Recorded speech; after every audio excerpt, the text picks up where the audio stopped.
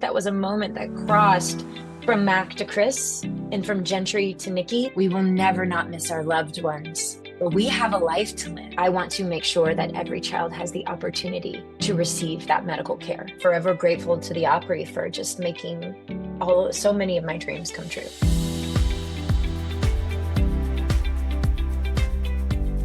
Hi, everyone. Welcome to the Heart in Motion podcast. I'm so excited to be talking with Nikki DeLoach today. Hi, Nikki. How are you doing?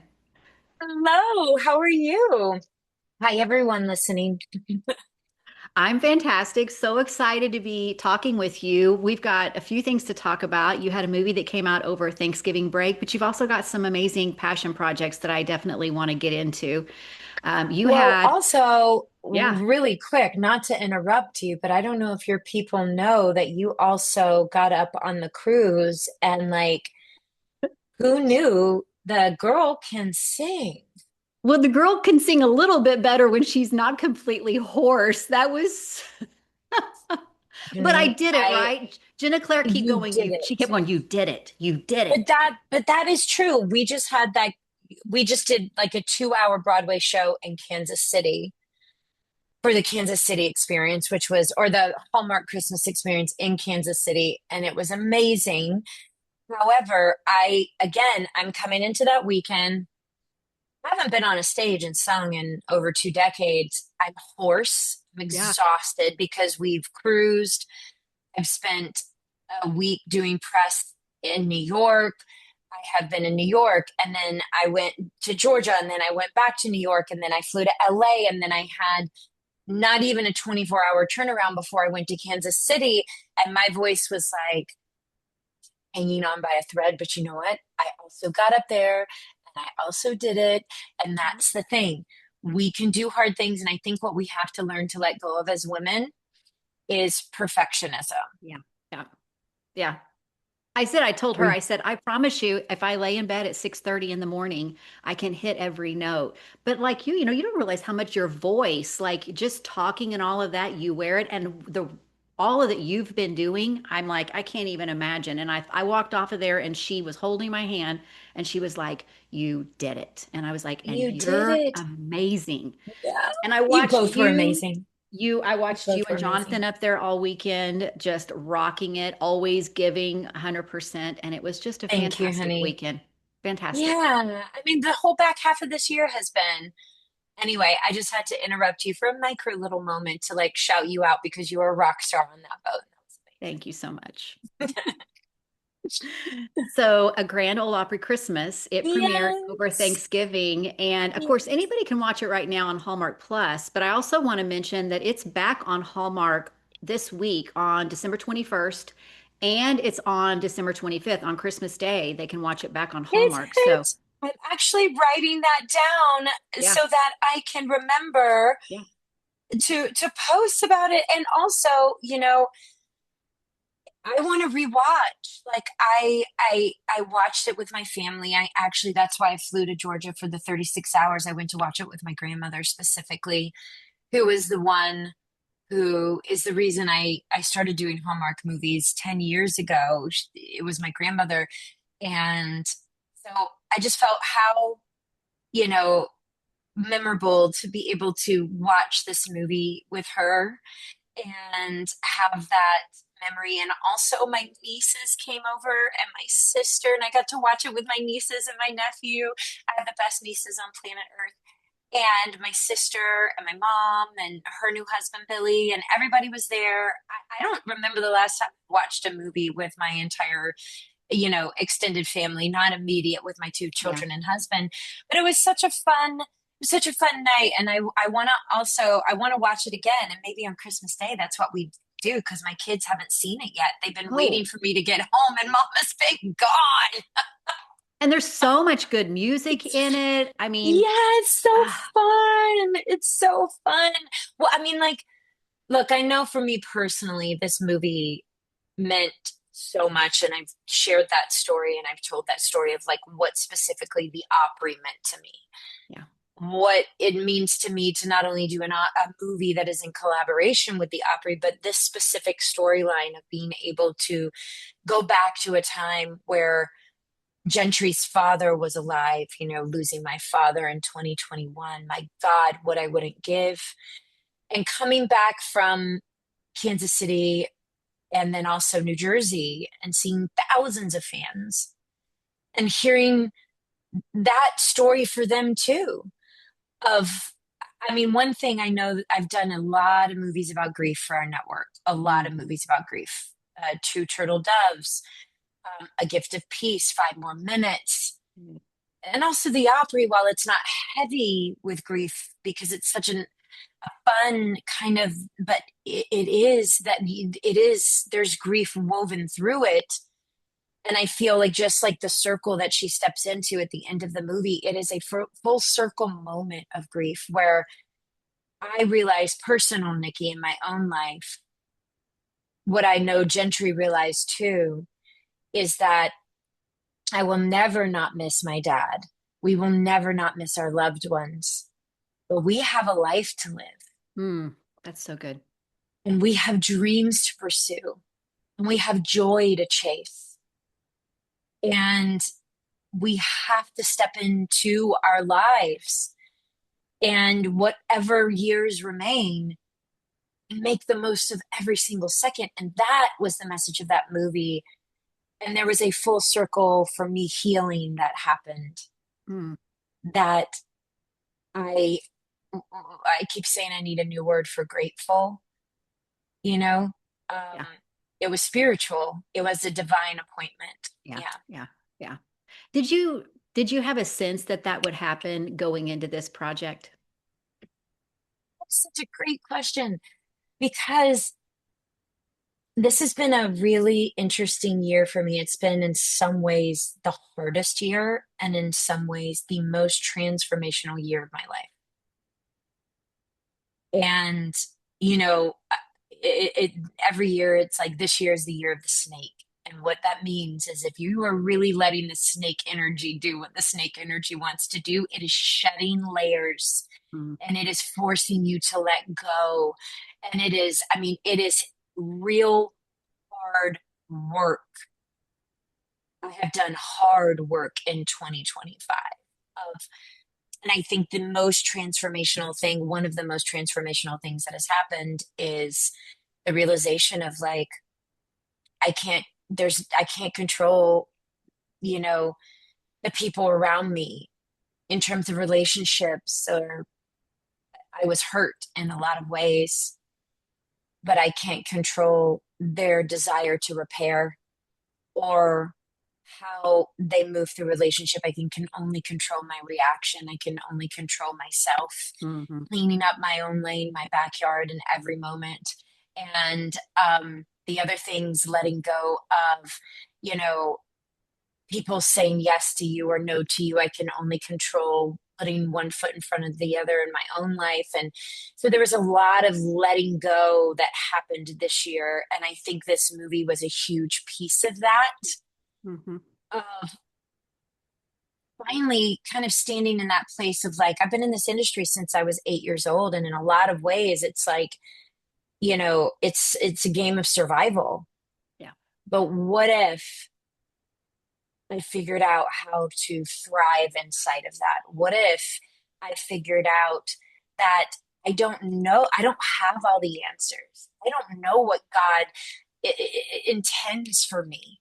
I Mhm. can only stand in my truth and not betray myself at every turn and have the faith that doors will be open and windows will be open and joy will be found and love will be continued and relationships will be deepened and strengthened and all that. And really and truly taking a leap of faith off of a cliff and trusting that I will be caught. That was this year. Yeah. And Opry showed up. And so I didn't know what was going to happen to me, but I did know that like my dad was showing up and showing off for a reason. And this was a divine appointment. And my only job was to stay very open and present inside of all of it. And that's what I did. And my God, I literally my God. Like I can't, the little and big things that happened along the way, I am still, my mind is blown and I'm still trying to process all of it. But I think that is part of the road of being human and us trying to figure out how to human inside of life, which is hard and all the things. It's like we have these heart's desires or these things that we are like, God placed this on our heart. Why is this so hard? But it's like, what if we just surrendered? Yeah. Yeah. Isn't it crazy that what if we can just let go and Oh, just trust what we know to be true, and then when you see it play out and you're like, "Look, this is what yes. happens when you do this," right? And you also said that the thing that I think is so important, what we know to be true. Mhm. Because what is true for me might not be true for you. What is true for my husband might not be true for me. Like, you know what I mean? What Yeah. we know to be true. And what I knew to be true was that, you know, in this year, I finally found safety and security and trust and knowing and self worth and self love and all of that inside myself. Yeah. And with the help of a higher power, for sure, and my dad from above. And my goodness, I am resting inside, like, you know, a really grateful heart. Yeah. Yeah. Yeah. So, I don't think that it's by chance. I mean, you had a wonderful co-star in Kristoffer Polaha. So, how did, having him there in that experience kind of play into all of that? Well, we just kept saying, this is blowing our minds. Like art is imitating life. Inside Gentry's story with the Opry, this place that had meant so much to my dad and I, this place where he had told me as a little girl, driving me to my vocal lessons, if you work hard enough, maybe one day you'll be able to be on that stage. Never in my wildest dreams did I imagine this, like, or that I would ever set foot on that stage. And also with the journey of Mac and Gentry, best friends, such cheerleaders for each other. And what people might not know is, which Chris and I posted about to kind of tell people what this meant to us. Chris and I have been in each other's lives and have been friends in this industry and brother and sister in faith. Yeah. How do you navigate faith in any industry or in any business, but keeping the faith when, man, this industry loves to knock you down constantly and make you question everything, you know? Um, and it can be so confusing at times. And Chris and I, I've been so close to he and his family. I was the third person to hold his first child when Caleb was born, and Caleb is now 21 years old. I was living with Chris and Julianne in Hawaii. We were working on a show together. I was living above their garage and here we were on the island of Hawaii, like sticking to each other like glue, instantly like, oh my gosh, you're a person of faith. I'm a person of faith. We both, like, I had a boyfriend that I loved dearly. Obviously, he was married to Julianne. We're so excited about this job, but also how do we maintain our integrity and who we are inside this business and this opportunity that we've been Yeah. given? And we've been doing that ever since. And calling each other in each other's valleys, looking for that cheerleading. And what is true is I have always held his talent and reminded him of how good he is Mhm. as a man and as an actor for over 2 decades. Yeah. And that moment by the fire where he looked at me, and it makes me emotional because he got so emotional saying it, because I think that was a moment that crossed from Mac to Chris and from Gentry to Nikki, Mm. when he said, the one thing I've always believed in is your talent. Yeah. And he got teary eyed when he said it. And that's the version you see on screen, because the amount of conversation, Stephanie, that we have had of like, do I just give up? Do I quit? Do I get a regular job? Do I like walk away from this? This is too hard. it shouldn't be this hard. Why is it so hard? Um, that life was in that moment. And so much of our life, I think, I don't work from a personal space. I don't substitute my own life and my characters. I work from a place of imagination. But when it's so close to home, you can't help but like the energy of that to come through. And I just think there was no other person who was supposed to tell that story alongside me than Chris, and also Eliza Marr, Yes. um, who, and also our director, Claire Niederpruem, and also Sharon Lawrence, and also James Denton, who all of these souls of ours have been friends and circling each other for years. And Eliza lost her father immediately, like after that happened. Obviously, I reached out. We have been moving through that grief of the loss of our fathers together. um, there were so many of the pieces of this story that go beyond just a movie. Yeah. And I think for all of us, what we experienced was a healing. Mm. Something healed in each and every one of us telling this story. Wow. And that just doesn't happen that often. Well, we could see it on this side of it, the final product, even just, I watched it again last night and just you just felt it. Like you just felt Mm. it felt good. And I know that's so simple, but it just felt good. And I remember watching the Mm. end of it again and that full circle moment. And I was like, this is more than just a Hallmark movie. Yeah, It it was. is. It's more than just a Hallmark movie. And Yeah. I get chills every time I say it because I think it was a divine appointment for all of us. Mhm. And it had to be this group and this timing. And it couldn't have happened last year or next year. It was this year. And so I think the lesson from all of it is like, I took the leap of faith and I was caught. There you And go. for anybody listening that's struggling with that in their own life, right? I would encourage them to do the same when the timing is also right for them, Yeah. you know? Yeah. I imagine you went in, you've seen the script, and I imagine you guys knowing that you all had this idea of what you wanted this to look like, that there was some amazing collaboration. At Mm. the end of it, when you look back, is there something that surprised you more wonderfully than you even thought it would be? Well, I mean, like, where do I begin? Of You're course. like, which one do you want me to start with? Where do I begin? I mean, yes, there was so much that surprised me. Like, well, one thing I'll say is never in my wildest, two of the places that my dad and I never got to go to because he got sick. And with people with dementia, you don't travel them. You don't do that. You don't take them out of there.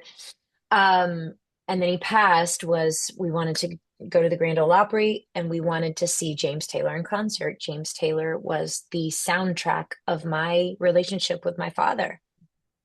Never again in my wildest would I imagine that those two things would happen in the same time frame. Because what happened was I told that story. We did our Countdown to Christmas event in Nashville at the Opry and at Cat 10, which is an extension of, or no, the Ryman is, but Cat 10 is, oh my gosh, I'm having a brain fart. But the artist who, Luke Holmes, sorry, Luke Holmes owns Cat 10 now. So anyway, we never did I believe or think or imagine that when I told that story up on the stage, when Kelly Sutton asked me, what this movie meant to me because she knew the story. We had spent time together. She's the MC of the Opry and she does the radio show and she became a friend as we were filming because she's also in the movie and she, gosh, she's just the best. I love her so much. She asked me on stage, and I said that story, and one of the managers of the Opry turned to Shayna Ray Julian, who is our head of events team at Hallmark, and said, James Taylor is coming to the Opry for his debut. And don't say anything to Nikki. I'd love to surprise her, but I would love to get her there to be a part of the debut of James Taylor. And so I left the boat in Miami. I flew to Nashville, went to the Opry. I got to not only raise the curtain that night, push the button, but I got to be a part of his debut on that stage. And like it was just enough to sit side stage and watch him sing. And oh my gosh, he did not disappoint. He Wow. sounds just as good as he did 20 years ago on the album, all of the things. And he sang You Got a Friend, which is the song that my dad and I danced to at my wedding and all the things. So that was enough. But then backstage, to go into his dressing room and to stand across from him and meet him and tell him how much he has meant to me in my life and my relationship with my father.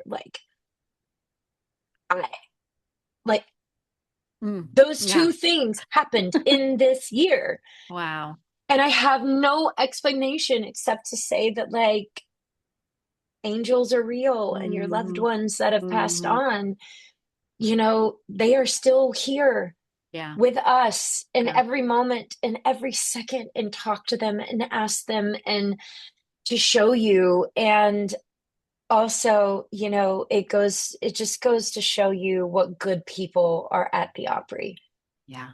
how Wow. they live and conduct. Because when you walk into that building, I always imagined that it would be, this incredible place. But I never imagined that it was, I mean, it's pure magic. The feeling that you get being inside those walls, it is sacred, it is musical church, it is healing, it is, and everyone who works there, they are just mission first, and you can feel it. And so I'm so grateful. I'm so grateful for, Hallmark for putting me in this movie, and I'm forever grateful to the Opry for just making so many of my dreams come true. Wow. I've never been. I've been to Nashville so many times. You I've never gotta been to the go. Opry. It's Oh, you going to be gotta on go. the list. And It's you on have the to do the list. backstage tour when you go. Okay. Yeah, Gonna do it. yeah. So this was an amazing experience for you. Gave you so much, but there's so much that you're doing where you're giving back too. I want to talk a little bit about, Thanks. let's talk about the Children's Hospital in LA and some of that work that you do there. Can you talk a Thank little bit you. about that? Because I know that's a Oh, big deal. yes, I would love to. There's nothing I love talking about more than Children's Hospital Los Angeles. Again, talk about a place that is mission first. This is my cat. Come here. Come here. Where are you? He just sits and hold on. He just sits and cries until I pick him up. Come here. By the way, all of my animals and my children have missed me so much that all they have done since I got home yesterday is follow me around the house. The cat's like, get off the podcast. I just want to hang out with you. He's literally followed me everywhere. So, Children's Hospital Los Angeles, when Bennett was born, before Bennett was born, in utero, he was diagnosed with multiple congenital heart defects, and without immediate intervention, he would not survive. And he underwent his first major open heart surgery at 5 days old. And the surgeon, Dr. Von Starnes, fixed four major congenital heart defects, and Bennett was the first.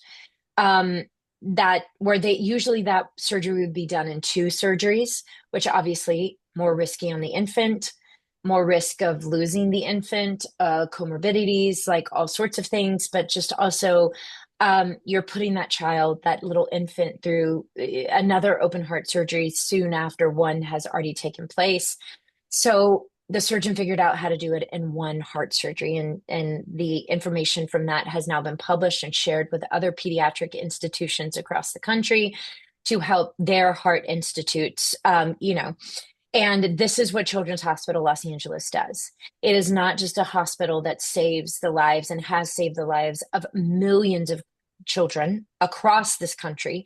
Children fly in from all over the country because of our specialty divisions. Almost every single division that we have there is in the top 10 in the country, but also because of the research and innovation that comes out of this hospital. And so, I have been the president of the foundation board of trustees for the last 3 years. And then I took on a new job, which is the co-chair of our largest fundraising initiative. We launched it in November.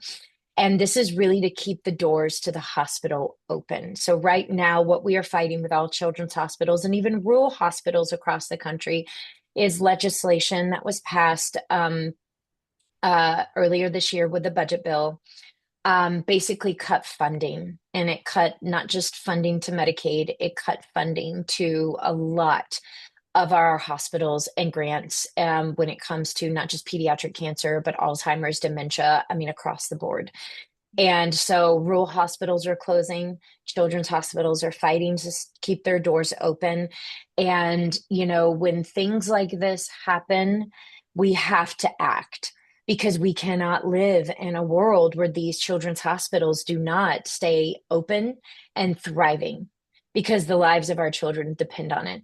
So this fundraising initiative, part of what I'm doing personally, besides raising money, um, uh, is to launch the Benny bracelet. And the Benny bracelet, which I have on my wrist, the Benny bracelet is named after my son Bennett. We call him Benny, and who is a heart warrior. And you can buy the bracelet. I did it in collaboration with these two amazing women, Carrie and Taylor, who run Rain Jewelry. And I did it in collaboration with them, who have a heart for giving back, especially a heart for Children's Hospital Los Angeles. And the proceeds go to benefit the doctors, the nurses, the children, research, innovation. And, when we think of this, like you might have a healthy child who's never needed intervention. Great. Well, that does not mean that your child will never need intervention, or you don't like, or a loved one, or a cousin, or a niece, or a friend. And, just to talk about the research and innovation that's come out of our hospital, I mean, back in the 70s, when it comes to leukemia, which is the most prevalent form of cancer for children, um, they had a 10% chance of surviving. But now in 2025, they have a 90% chance of surviving because of the money that has been poured into research and innovation for pediatric cancer. And now that we don't have the government funding that, we have to step up as people because, to be very honest, that's what my faith informs me. Yeah. I fell in love with Jesus when I was 3 years old, and how Jesus lived his life and how he went towards the need. He didn't care what your religious background was. He didn't care the color of your skin. He didn't care your socioeconomic level. He didn't care. He did not care. All he asked was, can I be of service to you? And Will you go? will you go? And he went towards the most vulnerable. And that was something that, if you want to, it was etched into my soul as a 3-year-old. And so for me, I don't care, you know, if you are a parent who has a child who is in need of life-saving medical intervention, I do not want to live in a world where your socioeconomic level is going to keep you from getting the life-saving medical care that your child needs. And so for the rest of my life, I want to make sure that every child has the opportunity to receive that medical care. And the Bennett bracelet is just one small thing that accumulatively will add up, to a big financial donation for the hospital. And every little piece adds up. That's it. I think sometimes we get in our head and it's like, well, what can I do? And you just nailed it. Every You can little, buy a Benny bracelet. You can there buy a you go. Benny bracelet. And guess what? It's a perfect, beautiful gift for you to give, your wife, your sister, your niece, your friend, work gifts. I have a friend who just bought 12 of them, to give to like people who she works with as an end of year gift. I'm giving them to teachers at the school, which don't get them for free. I buy every single one of them, including the one that's on my son's hand. It is named after him, and I bought it. I purchased it. Um, it's that's how you can help. That's what you can do, and you can support businesses that are giving back in your community. So my whole thing and what I'm building out, and this is the first of many collaborations, is is small business, big heart. So it's supporting local businesses, right? That essentially are building up your community. Whether you're in a big town or you're a small town, you can go to your main street and it's the local flower shop, it's the local hair salon, it's the local boutique, it's the local this that are holding up the fabric of your community. And if we think about shopping local and shopping small, we're putting money into the pockets of our friends, into our community, and especially the ones who are taking a percentage of that and giving it back to organizations that continue to give back. It's this circle of life that we are creating. So I'm wanting to inspire people to think that way. Shop local and especially shop at businesses that have a heart for being of service in their own community. So where can everybody buy the bracelet? So you can go on my Instagram and you can click on, there's a little link where you can go and you can kind of click and it shows you all these different sites you can go to. And it just says the Benny bracelet and it'll take you right to the website. You can purchase. We have it in silver, we have it in gold. And the girls are working overtime to make sure all the Christmas orders are filled and to get that to you guys. And, I would be so grateful, so grateful. And it'll be the first of many. Like I said, my goal is to build a philanthropic goop where you can go online to a website and you can go, oh, it's Mother's Day. What can I do that also gives back? Oh, this gift basket from this, beautiful female entrepreneur that lives in Montana, where the proceeds are going towards Alzheimer's or caregivers. This is a great idea and a gift to give to my mom for Mother's Day or my grandmother. And it also gives back. Or this item. So I have these amazing women, who have had these conversations with, who have these beautiful small businesses and a heart for giving back. And so in the end, that's the goal, is to really create a community where we are very service driven and even how we shop. Love it. I love it. You've got, and I know we need to wrap, but I want to mention also you host Mind What Matters, a Yes. fantastic podcast. Can you just talk real quickly about that for anybody that's not checked it out already? Oh, yes. And, coming back from New Jersey, I have to say my heart is so full because you know, hundreds and hundreds and hundreds of people that watch our movies. And to hear how a movie that I was a part of helped them heal or gave them joy or, was there for them in their valley or in their heart, that, gosh, that fills my heart up with so much humility, honestly, and joy myself. But also to hear them say, thank you for Mind What Matters. Also Mind What Matters sent a care grant to me when Mhm. I was taking care of my mom, or listening to that podcast helps me feel like I'm not alone. Because when I tell you that one out of every three people that were in that line, they are dealing with a caregiving situation with a neurological illness, mostly Alzheimer's and dementia. One out of I had three, no easy. idea. My I was telling I when I had Ashley Williams on and I asked her to share, my grandfather walked through that for the last few years and it just came out of nowhere and it's like Yeah. I didn't understand the magnitude of it until I experienced it. Yes.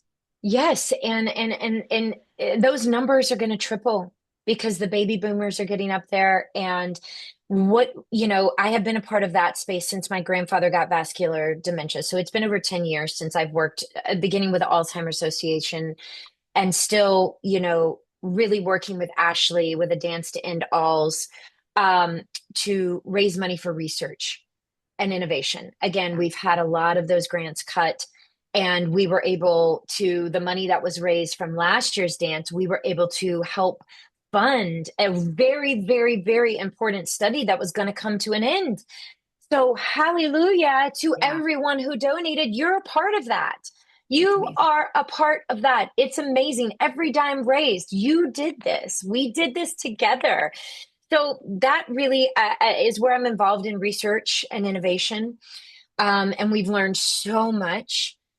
But specifically, Mind What Matters, we are putting money in the pockets of underserved communities for caregivers of loved ones with a neurodegenerative illness. We also, with the podcast, we don't just talk about caregiving, because I don't know a woman who is not a caregiver. Even if you're not a mother, you are a caregiver in some way. But also, we talk about caregiving and the stress and the toll that it takes, but we educate on health and women's issues. And we are been building out these summits, and we had one in New York and Nashville. Now we're going to have one in Los Angeles in March. And we want to grow them and just make them bigger, because the one thing we have learned over and over and over again is, number one, when a loved one gets Alzheimer's and dementia, 9 times out of 10, you're like, I don't know what to do. Yep. Yeah.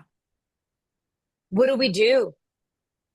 I get it. And it is Yeah. day by day. And so we talk a lot about that, but we also talk a lot about our own health and well-being, Mhm. because women's health really wasn't that long ago when we just started to study women's health.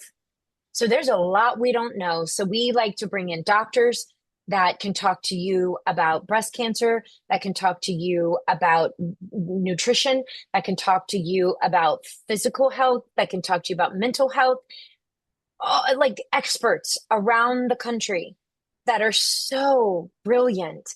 And that way, we can support each other. And this is for men too, who are also caregivers, or even if you're not, to encourage you to take care of yourself. You get this one body and this one precious life. Let's go. Right. And it's often more difficult than we think. So these conversations, it was really, really nice to hear so many people listening to the podcast, and so many people being able to say, I went and got, finally got my annual breast exam, and I had not done that in 5 years because of the podcast. Yes, Yes. Yeah. you deserve it. You are worthy of taking care of yourself. And that's what we want people to walk away with. Well, this has been absolutely life-giving. Thank you, Nikki. Thank So, you. so encouraging. And I want to remind everybody, go to Nikki's Instagram account, get in the links, click on the link to get the Benny bracelet, gold and silver, everybody. And then check out the podcast. And for those of you that haven't seen, and if you have seen, go back and watch it anyway. A Grand Ole Opry Christmas, you can watch it on Hallmark Plus right now, but it's also going to be on the Hallmark Channel again on December 21st and on Christmas Day. Thank you so much. Oh, this has been a pure, pure joy and a pleasure for me. Thank you so much. And thank you for supporting our movies. It means Yeah. the world. Well, we love them and we love you guys too. I mean, just getting a little bit closer to you guys on the cruise and everything. I'm like, you guys are just amazing. So it's Thank you, honey. joy. Well, we love you right back. Bye, All right. everyone. All right. We'll see you. Merry Christmas too. Oh, yes, and Merry Christmas. All right. Bye bye. Bye.